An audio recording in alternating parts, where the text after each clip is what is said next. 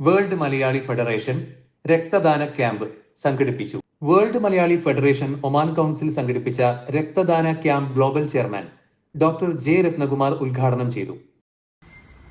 ആഗോളതലത്തില് 166 രാജ്യങ്ങളിൽ സാന്നിധ്യമുള്ള ലോകത്തിന്റെ ഏറ്റവും വലിയ പ്രവാസി മലയാളി സന്നദ്ധ സംഘടനയാണ് world Malayali federation WMF.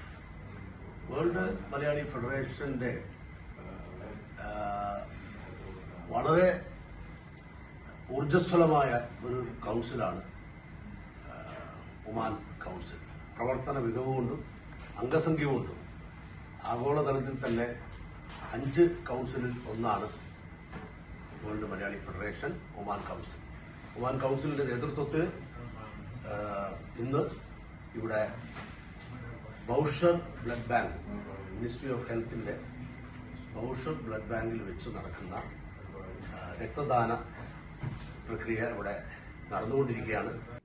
Muscat ബൗഷറിൽ പ്രവർത്തിക്കുന്ന സെൻട്രൽ ബ്ലഡ് ബാങ്കിൽ വെച്ച് സംഘടിപ്പിച്ച രക്തദാന ക്യാമ്പിൽ ഒട്ടനവധി പേർ പങ്കെടുത്തു.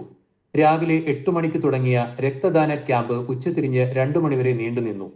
ആരോഗ്യ മന്ത്രാലയത്തിന്റെ നിർദ്ദേശപ്രകാരം രാജ്യത്തെ രക്തത്തിന്റെ ആവശ്യകത വർദ്ധിക്കുകയും അതിനനുസരിച്ച് രക്തം കിട്ടാതെ വരുന്ന അവസ്ഥ ഉണ്ടാകരുത് എന്ന ലക്ഷ്യവും മുൻനിർത്തിയാണ് world Malayali federation Oman council രക്തദാന ക്യാമ്പ് സംഘടിപ്പിച്ചത്. World Malayali federation national coordinator Sunil Kumar, national president George P Rajan, national secretary Sheikh Rafeeq, national treasurer Joseph Valiyaveettil, blood donation coordinator Job Mathew എന്നിവർ രക്തദാന ക്യാമ്പിന് നേതൃത്വം നൽകി.